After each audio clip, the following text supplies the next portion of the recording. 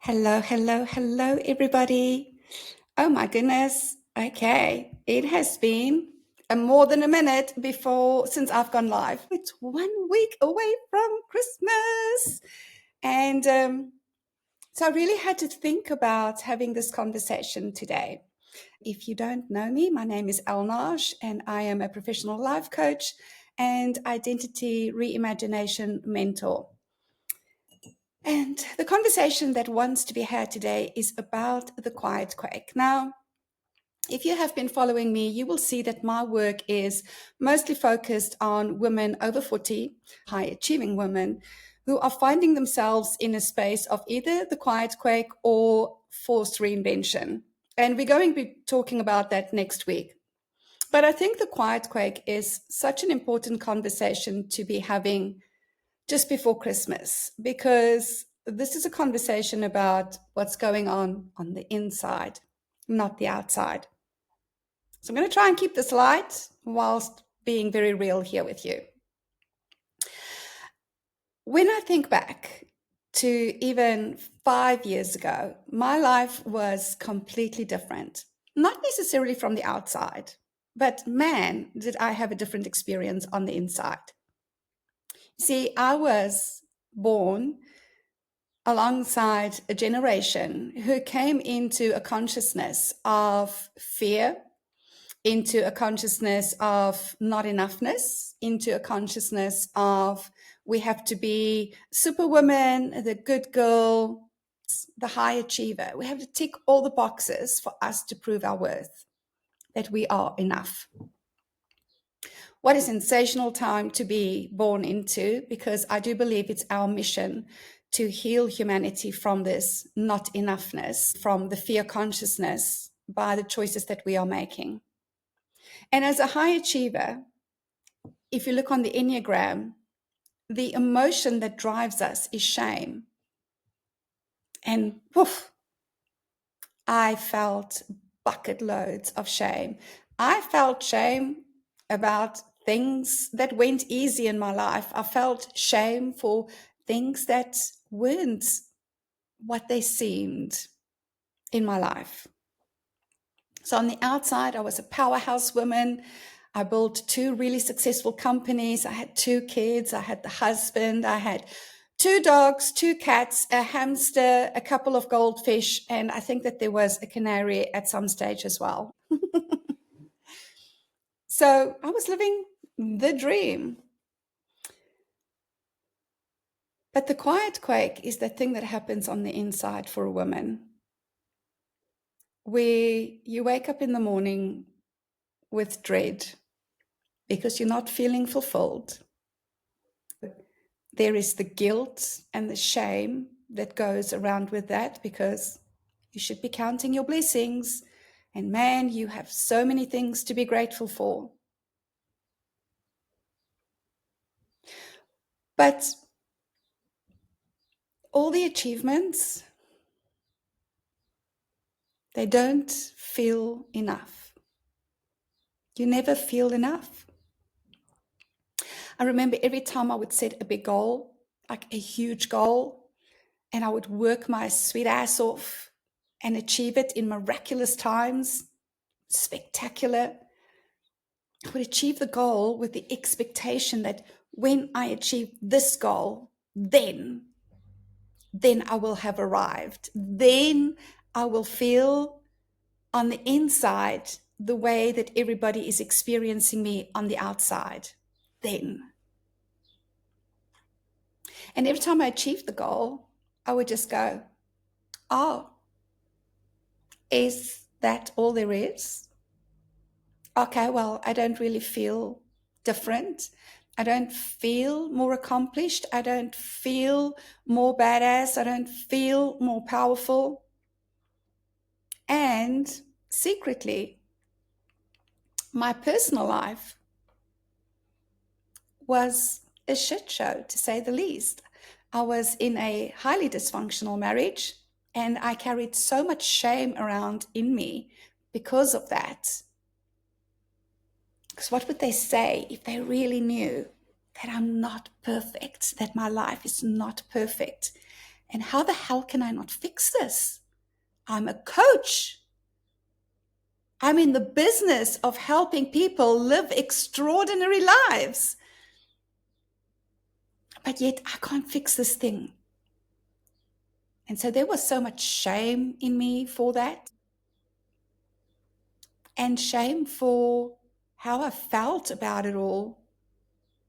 And I'm using the word felt loosely because at that stage in my life, I didn't really allow myself to feel too much. I would make the joke and say, oh, I feel hungry. I have feelings too. But I didn't want to feel the sadness. I didn't want to feel the pain. I didn't want to feel the grief. I didn't want to feel all the things because I'm a strong woman.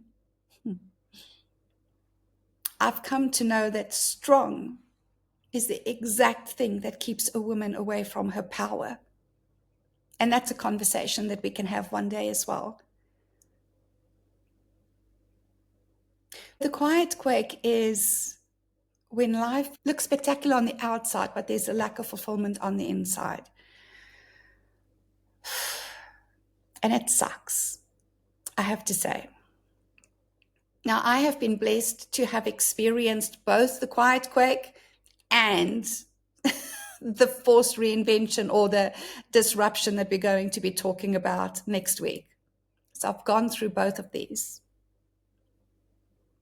And I don't think one is worse than the other. I think what happens for women like us is if we ignore the quiet quake too long, then eventually disruption has to happen. Because what the quiet quake is really about, ladies, is an invitation for us to come home to ourselves. We are conditioned to be so externally focused on helping everybody else, focused on problem solving for everybody else, focused on building for everybody else, focused on serving everybody else. It's all very focused on the external. We're even told the legacy is the thing that we leave behind. But I've come to learn that the legacy is who we are whilst we are alive. That is your true legacy. And true creation is the creation of self, the intentional creation of self. That is the most powerful legacy that you can work on every single day. So when we are born into this consciousness of fear, and when we are born and raised to be a high achiever, what happens is we have to self-abandon in order for us to embody this identity. Now, I also want to say this always with my work. This is not about what it looks like on the outside, because my life looks even more successful on the outside now than what it did before. It is my experience of my life that has changed dramatically. And the life experience at the end of the day is all that we have. That is what life is about, is our experience of life, not everybody else's experience of us. So when you have come into this world and you have been raised to be a high achieving woman and you are doing everything right, and you're ticking all the boxes and you have the accolades and the role and the title and all of the things, but you are feeling empty inside, if you are feeling chronically unhappy inside, that is because you have self-abandoned to fit into the role and the identity that society has told you would be the right one for you, is the admired one for you. I recall going on a run back in the days when I was doing Ironman events. And while I was running, I had this very clear image in my mind of a coffin in my chest. And I could see the inside of the coffin because I was lying inside the coffin. And I could see scratch marks on the lid of the coffin as I was trying to get out. And in that moment, I realized that I had literally put myself in a coffin and buried myself so that I could be the good wife, so that I could be the good mother, so that I could be the good daughter, so that I could be the good friend, so that I could be the good girl. And then they will love me. I will be lovable. Except I didn't feel the love. I didn't feel the love. It was only later, many years later, that I found myself sobbing on a piece of grass in a forest, that I was given the message that until you can love yourself, you cannot love and you cannot feel loved. Because the other thing about a high achieving woman is our resilience, our strength, has us carry on way too long before we hear the call and say yes to ourselves. And I think Christmas time is a particularly important time to have this conversation, because that is the time of year that we are expected to be the most joyous, the most available, the most fun. And if you're finding yourself in the quiet quake, it's the time when you are playing, performing your heart out so that nobody will know. But it's also the saddest time on the inside, because you know it's not real. You're not just an imposter, you're a fraud. I was that for many, many years, so there's no judgment from me.